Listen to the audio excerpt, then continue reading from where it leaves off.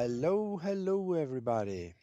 If you are humans, aliens, spiritual beings, cats, or parakeets, as long as you are listening to the Universal Consciousness Show with Diana and Age, we welcome you to join our mastermind group as we explore the higher realms and the unknown. Today, we present to you the Seekers of the World, the new and global forum for knowledge and wisdom. We and our guests will try to unveil the secrets of the universe, as well as the small day-to-day things that make our life better.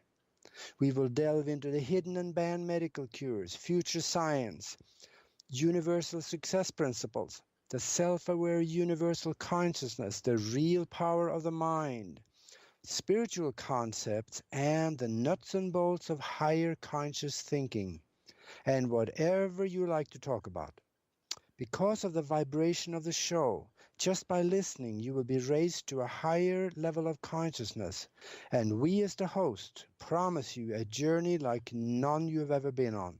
Sit back, put your feet up, and allow for the hidden, the strange, and the unusual to come to you.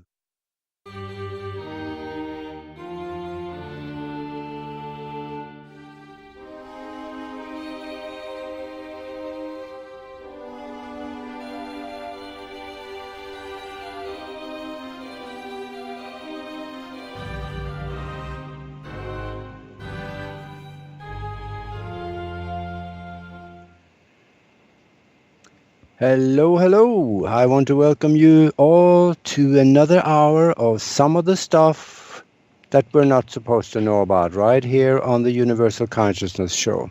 My name is Agi, and my co-host is over in Germany. Diana, are you there? Yes, I'm here. Hello, everyone. Hi. Hi.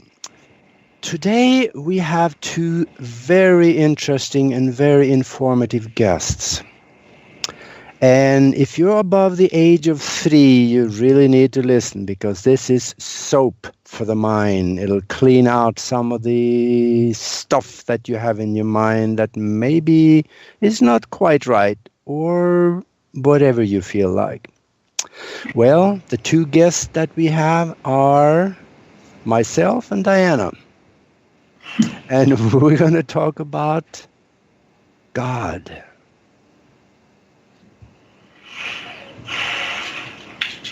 So, what do you think there, Diana? Where should we start? Well, let's start this all with a kind of game. You agree? You just need your knowledge and a little imagination.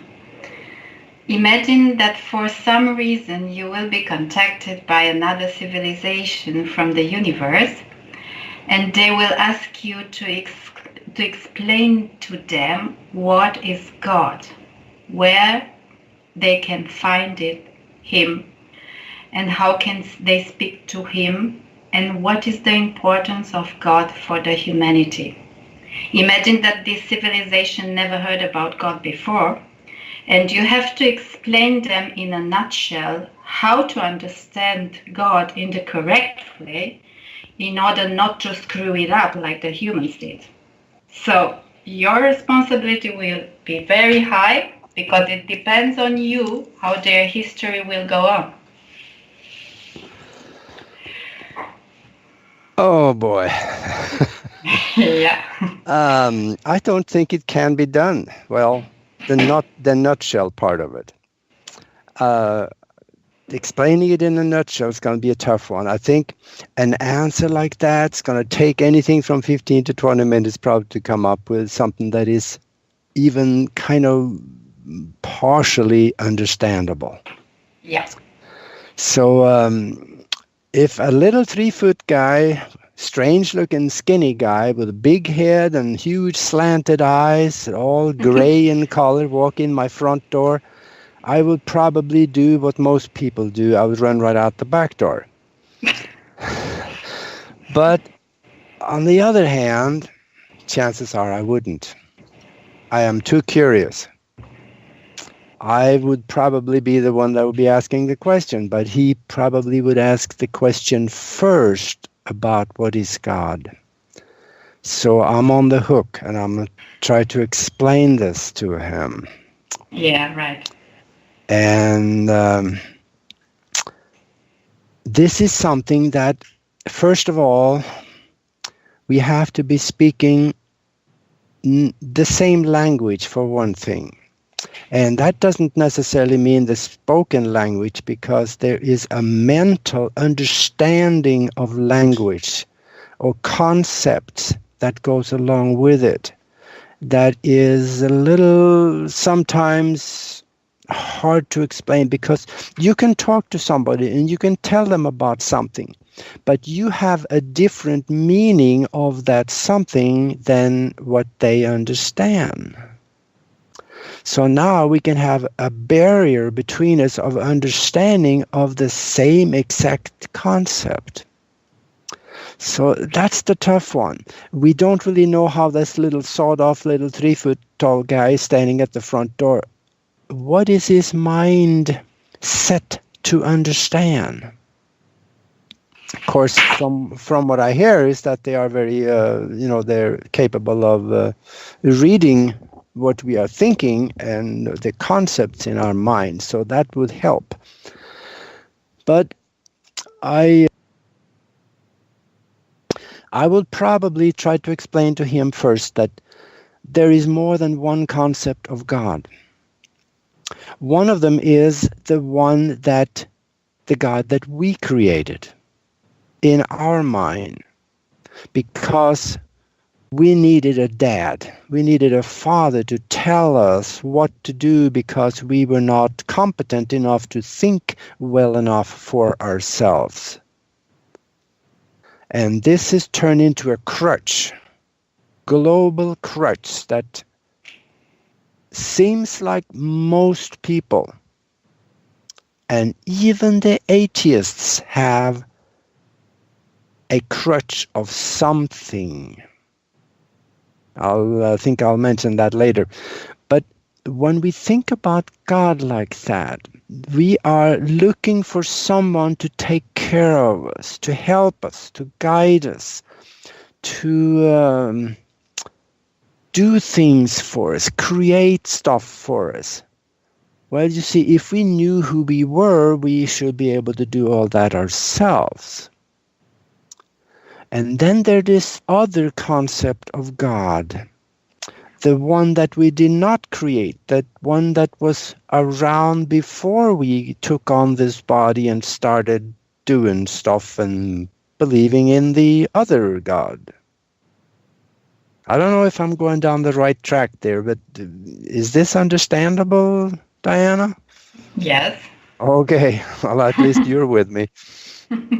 See, the United Nations, they did a survey, I think several decades ago. They went around and they found about 3,000 religions on Earth.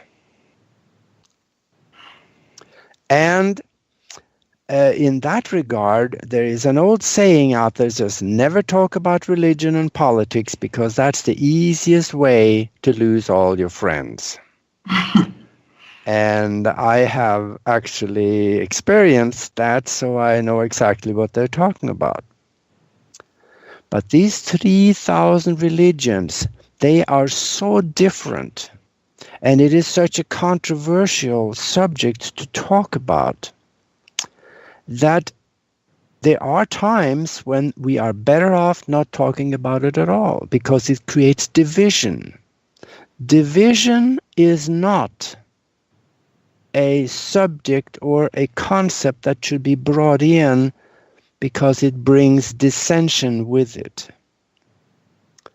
And when we are in the same frequency of mind with someone, then we can talk about it. When we are in the same understanding and beliefs, we can talk about it. But if we are totally opposed and opposites in our way of thinking, we may be better off not talking about it. It's just like politics.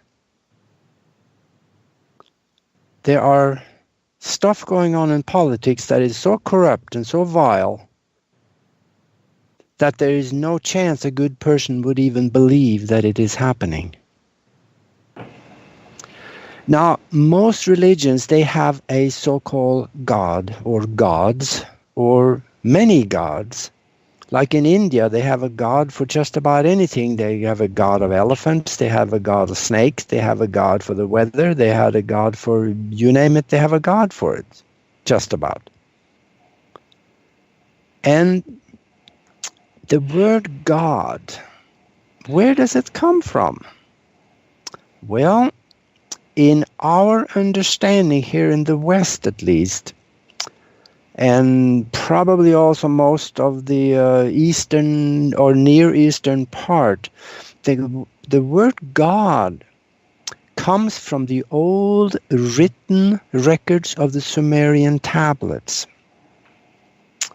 In the Sumerian language, the word God, it means great leader. So when the Sumerian kings told the people that we are your gods, they were exactly right.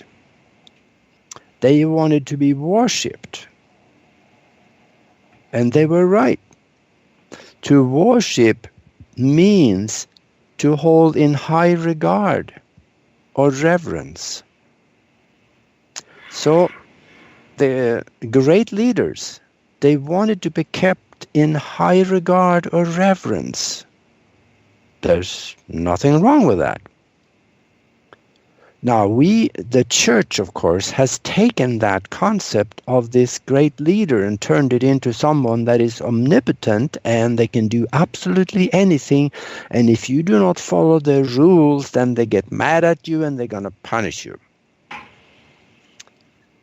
So now we got a problem. We get indoctrinated into believing that, oh, we better do what this God tells us to do, or we're going to have all kinds of nasty stuff happening to us. So God, the word God was given a meaning it was never meant to have. But the church grabbed onto it and used it for their purpose. And the same thing with the word angel. Now, in the Sumerian language, in cuneiform, the word angel means messenger. So when someone say that an angel from God came and spoke to me, that's okay, nothing wrong with that either. That means a messenger from the great leader came and spoke to me and told me to do something. So the so-called holy books, they did not necessarily lie to us all the time.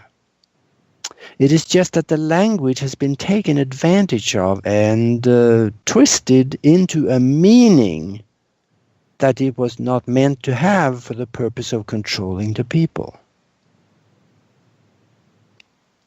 You see, a new language was created, a religious language, where the words look the same as our language, but it means something different. It's just like the language of law. Even though it looks like our language, it is not, because the words mean different things. It's just in this language of law called legalese, the word must can also mean may. It doesn't mean must. It means that you may or may not. So that creates confusion, and that's why the lawyers have created this language, so the average person on the street, like me and you and most other people, they don't understand what they're talking about, so they can take advantage of us, just like the church did, to take advantage of us. Now, if we look at, I'm going to bounce back and forth a little bit here. We are actually getting close to the break. Is this a good time for a break, Diana? Yeah, of course. Okay, then let's do that. So we can take 2 minutes and then we will be right back here on the show. Beacon of Light Radio, its hosts, employees, advertisers, and affiliates are not responsible for actions taken by listeners before, during, after, or as a result of listening to broadcasts. All content is strictly for entertainment, educational, or advertising purposes and should not be used to make life decisions or as a substitute for medical, psychiatric, or legal advice or care. The opinions of the hosts and advertisers are not necessarily the opinions or stance of the station. Listeners agree by hearing or reading this disclaimer to listen at their own risk, be 18 years of age, or have the permission to listen and or call in from a legal guardian, and agree to hold Beacon of Light Radio faultless from any and all repercussions of listening or participating in a broadcast. Welcome to Beacon of Light Radio, a guiding light in the storm of life. Do you want to connect with inspirational spiritual guests? Have fun while quenching your thirst for metaphysical teachings. Then set a reminder for Kimla & Company with host Kimla Dodds, international best-selling author, psychic medium, astrologer, and feng shui practitioner, every Thursday evening, 6 p.m. Pacific Time, 9 p.m. Eastern Time. Come be a part of the show by joining us in the chat room or calling in for support or a free reading. We are waiting for your light on Kimla & Company. Thursday, 6 p.m. Pacific Time, 9 p.m. Eastern Time, only on Beacon of Light Radio. And until then, may the angels protect you and guide you. You're up for a treat, embarking on a journey of love and abundance. Tune in to Universal Treats with intuitive coach and healer Thomas Johansson. Open your mind and heart to reconnect with your divine self and natural birthright. Tuesdays at 11 a.m. Pacific, 2 p.m. Eastern, and 8 p.m. Scandinavian Time. Only on Beacon of Light Radio.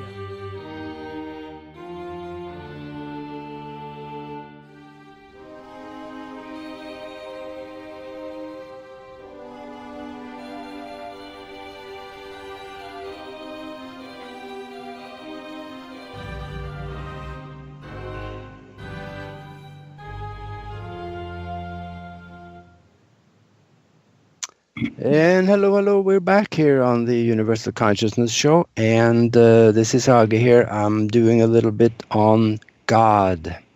And remember, like I mentioned before, about that saying, you shouldn't talk about religion or politics because it's the easiest way to lose our friends. Well, I hope we're not going to lose too many friends tonight, but here goes. There are some things that has been hidden for us over the millennia, and it is starting to come out now. People are waking up to the deeper truth behind both religion and other concept that goes along with it. So when we're talking about, in the first segment here, we were talking about the God that we created because we needed somebody to help us, and then there is this other God that was there always, from the beginning. And when we think about that one, it is hard to understand what it is. But we are also part of that. So could it be that we are spiritual beings with unlimited creative power, and the kingdom of heaven is within us, and we are gods also? Could it? Hey, don't run off yet. The Bible says so. Look in, I should have written that down. I think it is Luke 17:21. It says, the kingdom of heaven is within you. Doesn't say that it's above your head or in space somewhere. And then check out also in Psalms 82:6. It says, you are gods. And it is also written up somewhere in John's, and I don't remember exactly where it's at, but it's in there too. Hey, does that explain why we should go within and meditate ever so often? If the kingdom of heaven is within us, we should go within us, shouldn't we? Or as they say in the Bible, be still. It doesn't mean that we're going to sit still and not move our hands and arms. It means still the mind. So again, could it be that we are gods with unlimited creative capability and the kingdom of heaven is within us and not above us in the sky or anywhere else? We are it. Now, we were led to believe that heaven is above us because that's where the Sumerian gods came from when they wrote the first description of heaven and the god. Great leaders. These great leaders they talk of in the Sumerian tablets, they came from space. They splashed down in the sea, in the Arabian Sea. They walked to shore. There were 70 some of them on the first time they came. They created an encampment. And they worked on it for 6 days, and the god, the great leader, looked at it, and he declared it to be good, and he said, we are going to take the 7th day off. And he called the encampment Eden. Sounds kind of like Eden, does it? Yeah. And this, if you look in the Bible, that speaks exactly like that. So you wonder where they got that from. And it is not just one place they write about this in the Sumerian tablets. It's been found in several different locations explaining this. And it is unlikely that they had one guy running around hundreds of miles apart writing the same thing. I think there was something to it. And they also explain that God created mankind, or actually man. And the first man, according to the Sumerian tablets, was not Adam, but it was an earlier version of it that was called Lulu. And Lulu didn't work out quite right. So that's why they did it again and came up with Adama, or Adam. And this is something that has been taken by the church, and they have created their own religion out of it. And this God has been, the great leader has been lifted up to replace the one that was always there. Because that's the one that governments and leaders and kings could understand better. And the ignorant people of the time, you had to personalize it or personify it so that they could understand it. Now, back in Europe, when I grew up, we were told that this God, that was an old guy, and of course it was a white guy. In Norway, there was only about 4 probably colored people in the whole country when I was born. And they said that he was sitting on a throne in the sky. He had long white hair. He had a long white beard. And he controlled and run everything, and he knows everything, and he could do everything. Okay. Now, there is a little different these days, but that's what we were told.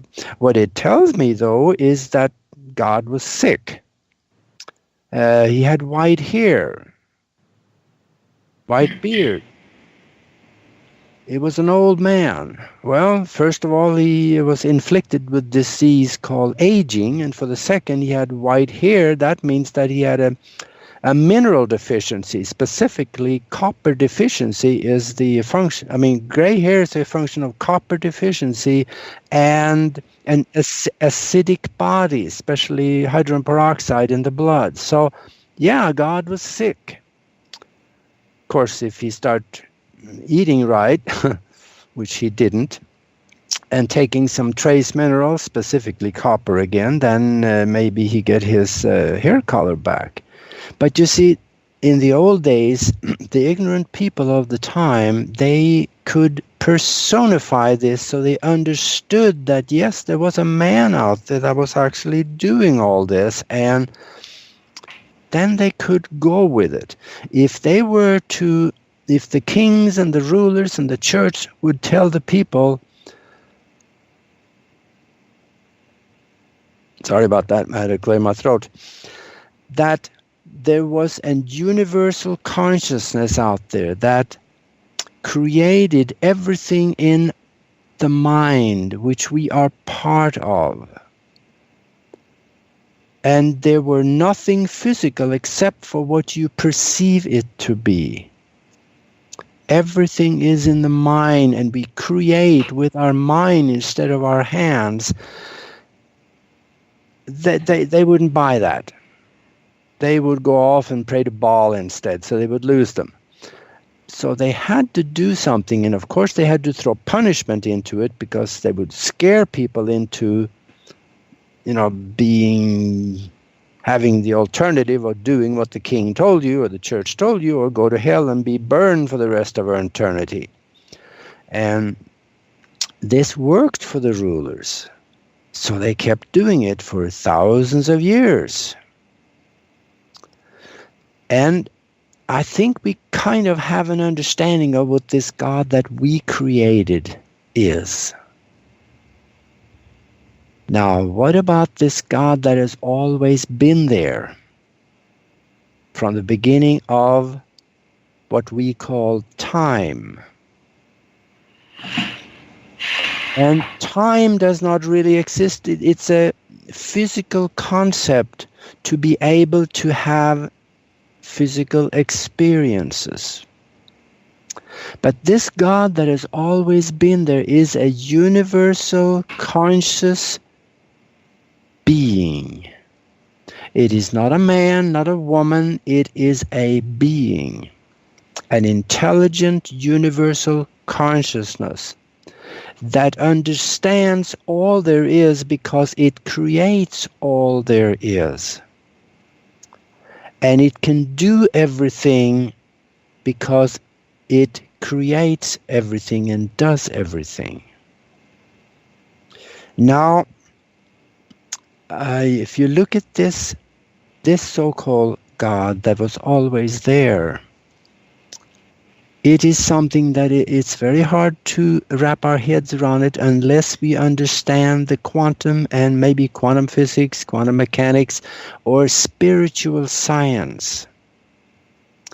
But it is one thing, that is all there is. And we are part of that all there is. That is why it says in the Bible that we are gods. We are part of that God. So there is no separation between us and that God. So if there's no separation between us and that God, that means that the Bible is right. We are gods. I'm pausing on purpose here because I wanted this to sink in a little bit. If we are gods, we can also do what God does. We can create from the mind because God is all mind. So if we can create everything there is, then we have unlimited creative capability. It is just that we have been told that we don't have that. And we are told we have limitations by both government and religion. So what do we do about that now? No, we try to understand that we are part of this so-called God, that universal consciousness that was always there from the beginning or before, because there really was no beginning. We have to think of being physical. We have to think of it as everything has a beginning and an end. There is no beginning and there is no end. See, this God has always been there and always will be. We can create anything we can conceive in our mind if we speak in our mind to ask for what we want to happen. Now we're getting up on a break here again, and I know Diana wants to say a few things about what I have said here too, and then we will talk a little bit at the end about how do we say those things that we want to have happen in our life. With other words, what is the reason that most prayers do not work? We'll get to that one because there's a different language that we need to use, and that is the key. So let's, Diana, will this work for a break now? Yes, of course. Okay, then let's do that. Yep. Don't miss The Beacon with Jennifer Falah, the show that shines a light through the dark, educates, and empowers those searching for hope. Learn about the levels of heaven, how to positively create, and to meditate to build a stronger connection to the divine. Join Jennifer as she shares information acquired through communication with archangels, interdimensional meditation, and years of psychic experience and research. Tune in each Wednesday night at 6 p.m. Pacific, 9 p.m. Eastern for this empowering show, only on beaconoflightradio.com. Are you plagued by nightmares, negative self-talk, depression, anxiety, or even strange occurrences in your home? You may need an energy cleanse healing or house cleanse to clear this from your life. Marcy Howell is a divine healer who can help you remove these negative energies from your body and space, as well as help you communicate with a loved one who has passed to find closure. If you are seeking a fresh start and outlook on life, contact Marcy Howell at divinehealings.co or find her on Facebook. Somewhere over the rainbow, bluebirds fly, and so does psychic medium Bob Brown. England's renowned paranormal investigator will explore the world of the unknown with special guests that will thrill and expand your mind. Tune in to Over the Rainbow with host Bob Brown every Wednesday and Friday at 12 p.m. Pacific, 3 p.m. Eastern, and 8 p.m. in the UK, right here on Beacon of Light Radio.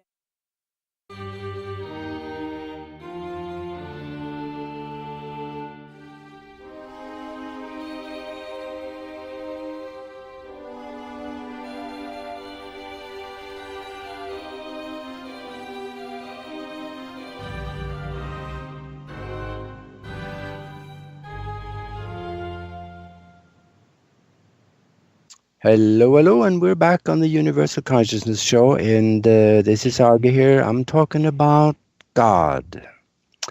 And we kind of covered a little bit about what the God that we created is and what the God that always was there was. And I found a novelty about this man that calls himself Yahweh. There are old written records showing that Yahweh, he had a family, he had a wife, he had several children, and his wife's name was Lilia. And that's a little pearl for somebody to think about, because I write about this in my book, and in fact, if you go to the website www.aage-nost.com, you'll find some things about this, and you'll also find my book in there. And in that book, I teach how to use this mind that we don't normally think of. How to use and how to get things done in the spiritual realm and pull that back into the physical so it can do some good for you. And I know, Diana, that you are probably itching to comment on some of the things that I've said here. Yes, and I will. I'm going to be all ears, because we may look at the same thing, maybe slightly different sometimes, and that is good because I found that I am more technical, more scientific in my explanation of things, and you have a excellent way of explaining this in a spiritual term that is probably easier for some people to understand. So I'm going to be all ears. Thank you. But I will just want to start by answering a question that we have here in the live chat. Somebody's asking, so how much truth is in the Bible? I will answer with my personal knowledge.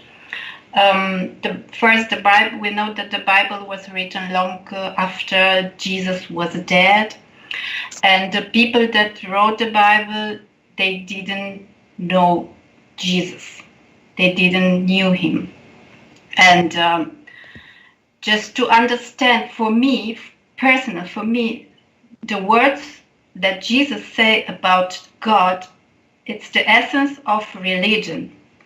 He said like that, the laws of God are not written on stone or paper.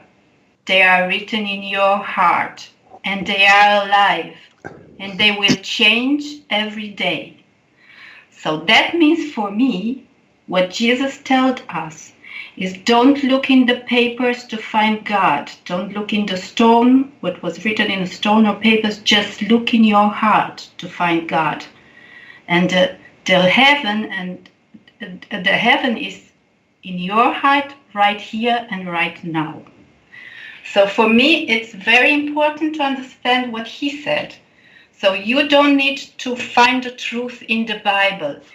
Of course, there are many things that are truth in the Bible, and I'm not an expert in this, but more important than the Bible is the word that Jesus left us. So search for God in your heart, because he is living in our heart. And then the question is, which God you choose to believe in? If you believe in the God that we created, that is called religion. If you believe in the God that created us, that is called spirituality. And now I'm coming to the subject that you told, that we have two concepts of God, which for me are two realities. So I don't see these two gods as concepts. For me, they are both existing. And in order to explain that, I have to go a little deeper level of my understanding, because science and neuroscience especially has proved that if the belief is strong enough, it will create reality. Now, we also know on a scientific base that when more minds keep thinking the same thoughts again and again, reality will be created in accordance to their thoughts by the collective mind. Well, think about this. Since ages, thousands of years, humans think and create an image about a God in a certain way. Somebody said that the most crazy thought of humankind is their thought about God. So we imagine we create a God as if he were a being living somewhere in heaven and watching us all the time. And as soon as we are mistaken, he punishes us. He sends us to live in fear, even though he says fear is a sin. So he created us as imperfect beings, but pretend from us to be perfect. And he sent us on earth to do mistake, and therefore he gave us a free will. But as soon as we use our free will, meaning that we are doing something that doesn't match to his plan and to his order, he throws us in pain, he makes us suffering, or worse, he kills us and sends us in hell to be tortured just because we use the free will that he gave to us. So this doesn't make sense for me. This for me is blasphemy. So the God that we created with our crazy minds, it is a blasphemy. Since we can create reality by our thought alone, that is clear for me that this God also exists as a reality, as a creation of our crazy minds, of our collective minds. So this God is cultivated by religion since thousands of years, feared by humans, and he exists as an energy because we created this energy with our collective mind. Millions and millions of people, they are created every day for 2,000 years, a God that this became reality. So that means that we have two gods. It's the one that we created and the one that created us. The one who created us and the one who is the real God, it is, for me, it is love. And love is a form of high energy, something you cannot touch, see, or connect to a particular form. It is all that is, everywhere, in everything. It is our divine essence. And we need this God because this God is love and is the essence of our existence. And we also have a second God that we created by our minds. And he also exists as a form of collective mind energy with all the characteristics of the creators. In other words, the real God, the creator, created us in his own likeness. But we used our free will and we created another God like us. Make false promises, makes us live in fear, expect from us to do only what he wants, punish us, kills us, throw us in fire, and so on and so forth. So the only question that somebody should put is which God you choose to believe in. And this will give answer to many, many issues in this world. Do we need God? Absolutely. He is our essence. And about the topic of how to pray, so how to talk with God. I am the best example of someone who learned to pray by experience and by searching on its own, because I was born in a communist country under a military dictator where religion was forbidden. So we were not allowed to go to the church or to pray or something. Nobody told us anything about God. It was a taboo subject and we couldn't speak about that. So I was grown in fear. I was afraid of God. I didn't know who God is, where is he, and what am I doing wrong. I was afraid to go to the church because I knew I'm a sinner. So nothing made sense to me at all at that time. And no matter how good I tried to be, I was a sinner anyway, because 99% of my way of living was a sin according to religion. And the sinners were not allowed to go to the church or to pray to God according to this mentality from that time. And simply said, I tried to obey all the rules I heard, but I still felt I cannot match in God's rules. So he will never love me anyway, he will hate me, and it doesn't make sense to pray. And therefore I was very confused, and I started to search on my own different religions to understand what God wants from us. And the first time when I felt in touch with God, when I resonated with God, is when I find the Taoist religion, because this is the only religion what is the opposite of rules, names, levels, and of all the other religions. That is what I felt God should be for humans. The essence of all, the pure love, a high state of mind, and you don't have to do anything or comply anything in order to be loved by God. You just have to be who you really are, your divine essence, drop all the rules, stop doing, just being. In fact, we are human being and not human doing. So I start to think by myself, away from all the influences of all external rules and religion. And with the time, I start to ask me a question that I suggest to everyone to answer on his own. So I ask myself, Diana, what is if you will know for sure that in the next 20 minutes God will come in your room. He will be there in front of you. And he will embrace you, and he will cover you with his divine love. He will heal you very close to his heart. What will you do? Will you ask yourself, oh my God, what is the rule? How should I be dressed? Should I cover my head? Which religion should I belong to? Did I turn off the coffee machine? Does my hair looking right? Or you can make a long list according to all the rules of religion.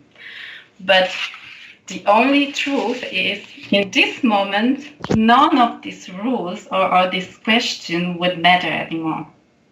I think every human being, no matter who you are, you will throw you in God's arms, and you will not care, not for a second, of who you are, if you are fat or thin or tall or black or white or to which religion you belong.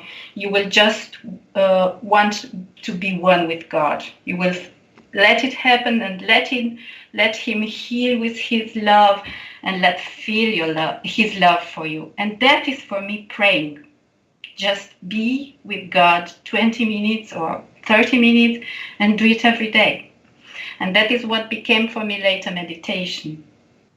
I see, Diana, that we're coming up on a break here, so let's do that. Yeah. Hold your thought on that one, and then we'll be back in 2 minutes. Yeah, right. There's a new show in town. We have phenomenal guests, and we talk about all the things you are not supposed to know about. You will hear about the real power of the mind, future science, spirituality, the universal success principles, and how to tap into the universal consciousness for knowledge, wisdom, and resources, time travel, and the nuts and the bolts of higher conscious thinking. We intend for this to be an international radio show and encourage people from every continent to call in, because between my co-host and myself, we can communicate in many languages. Because of the vibration of the show, just by listening, you will be raised to a higher level of consciousness. So come and join us in our mastermind group as we have created and explore the last frontier, the mind. So sit back, put your feet up, and allow for the strange, the unusual, and the understanding of the universal consciousness to come to you. And of course, we are talking about the Universal Consciousness Show with Diana and Agi. Welcome to Spiritual Soup with Jules and Wendy, where we mix together a pinch of magic, a dash of love, 3 drips of belief, sprinkling some laughter, and we share it with you. Each week, Jules and Wendy will share their experiences and insights about all things spiritual, magical, and mystical. Jules is a best-selling author, an international clairvoyant, medium, and spiritual life coach. Wendy is an international psychic and holistic practitioner whose specialties include Reiki Master, Crystal Practitioner, and Spiritual Advisor. Together, they form the Spiritual Soup Team. Join us Thursday evenings at 4 p.m. Pacific, 7 p.m. Eastern to experience the magic of Spiritual Soup, only on Beacon of Light.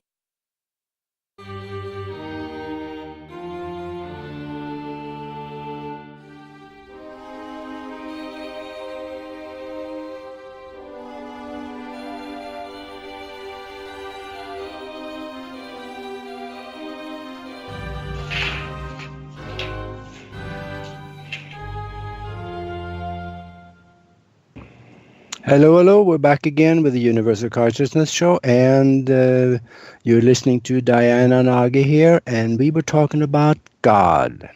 And you made a comment earlier, Diana, that we need to look in our heart for the truth. Right. And here is something also that people probably don't know, and that is that 2,000 years ago or more back there, the word for heart and mind was the same word. So it could also mean we have to look in our mind for the truth. And of course, their concept of the mind was that it was housed in the heart, which there is some truth to. So that's my 5 cents worth. And then I hope you kept your thought on what you were talking here. So go on again. Yes, I was saying that with the time, this kind of praying, so be together with God without rules, this 20, 30 minutes every day, it became for me later the meditation. And while I'm meditating, I simply become no one, no name, no thing, no career, no nothing. I just simply be there with God and feel it. And that is a way to pray also, because in this time your heart will be open to God and you will be one with God, with His energy. So you don't have to do anything. You don't have to be attached to some rules or something. And because the time now is very short and I cannot squeeze everything, I just want to remind two books that are very, very essential for the one that they want to understand God. One is The Conversation with God from Neale Donald Walsch. In case you don't know about it, he wrote this book after he was 1 year long homeless, with a broken neck, without a job, he lost his family, his job, everything. And then in his frustration, after he found a job, after the whole struggle, the company was bankrupt and he was again without job. So in his frustration, he wrote a letter to God with the question that a human being would ask God in such a situation, like, why does this happen to me, what I'm doing wrong, things like that. And to his shock, God answered to him. And in the next 6 years, he wrote under divine dictation the trilogy, what has to become later the book Conversation with God. That is a book that answers to all our questions about God and His creation. And there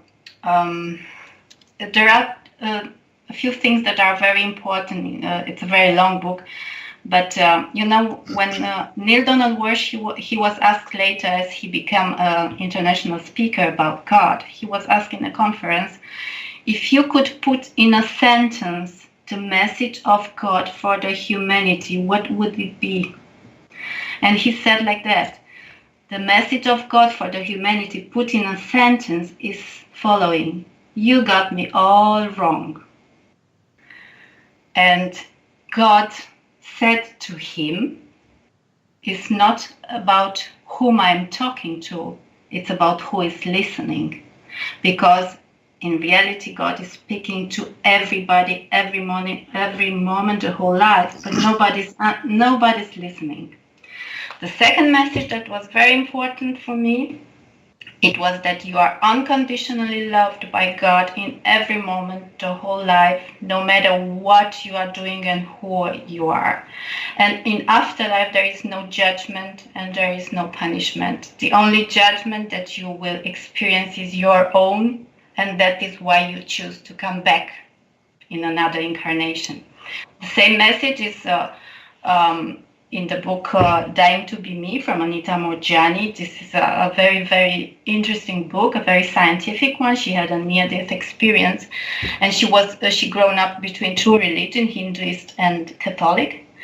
And she came back from the near-death experience with the same message. You are loved by God unconditionally every moment of your life, and you don't have to belong to any religion or do something particular about that. You are loved anyway, in any moment. And she also said that there is no judgment in the other realm. So this is, for me, the most important message that we get from all the research, because you have to be conscious that you are loved by God. God is in your heart, and you just have to keep in touch with Him.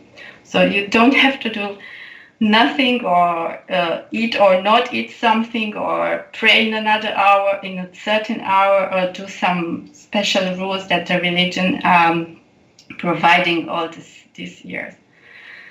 So I think we get out of the time and we cannot talk too much about this subject anymore. But maybe Aggie, you want to say something? Yeah, I see that we got 5 minutes left, so we got a little bit of time, and I want to add something to what you talked about. You talked about there not being judgment after that we drop the body, so to speak. Yes. And it is exactly right. Hell was created. That the word hell attached to this concept where we are tortured for eternity was created in Constantinople, Turkey, or Nicaea at the time, in the year 325 and 326. That is when they created the boogeyman to keep over the people's head in order to get them to conform. It is all in their records. It is in the written records from those meetings. And now, I said that hell does not exist, which is absolutely true, except we create it, because we live in a mind-created universe, and if you are something you did and you are totally convinced that you are going to hell, all bets are off. You may find yourself, after you drop the body, you may find yourself in a place that look like what you expect it to be. And chances are that you should be smart enough to quit thinking that way, because in a mind-created universe, whatever is in your mind is what you will have in your life. And your life does not end at physical termination or death. It goes on. So what you create here follows you into the next existence. Yeah.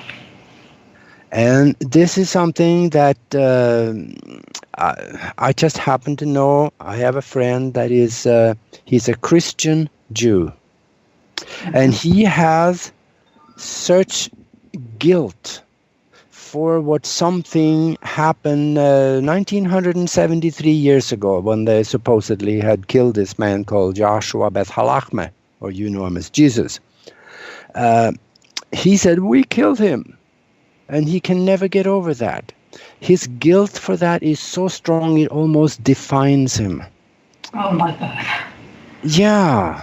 And this is totally unnecessary. Because once you start opening up your mind to the truth, none of this stuff is necessary. It is what you make it to be. And in a mind-created universe, that should make sense. Because quantum mechanics and spiritual science has proven we live in a holographically look-alike mind-created universe. So I know for both you and me, Diana, if we ever die, we're gonna have a good time on the other side, because I don't accept anything. Do you agree? Yeah. So no, it's punishment does not exist unless we create it. So quit creating it. And that means also the way we conduct ourselves, the way we think, the way we speak, it will follow us beyond the physical termination. Now, once you get there, then there'll be a re-education process happening, and you're going to have to be re-educated by someone that is there meeting you and talking to you, unless you are too severely connected to the physical, either by love or hate for someone. So you want to stay around and see to that they're punished, or you want to stay around because you love them. Then you end up stuck in a reality that is very close in vibration to the physical. And that's where ghosts live. Don't be one of them. Go on, seek out the light, head on through that tunnel and get your re-education, and there is bliss on the other side. And now I realize that we are out of time. So I think what happened here by us getting a little long-winded here, we created another show because we were going to talk about why most prayers go unanswered. And I think maybe that's good enough for another show, and maybe talk a little bit about more, possibly about filling in some of the things we didn't get time to cover this time. What do you think?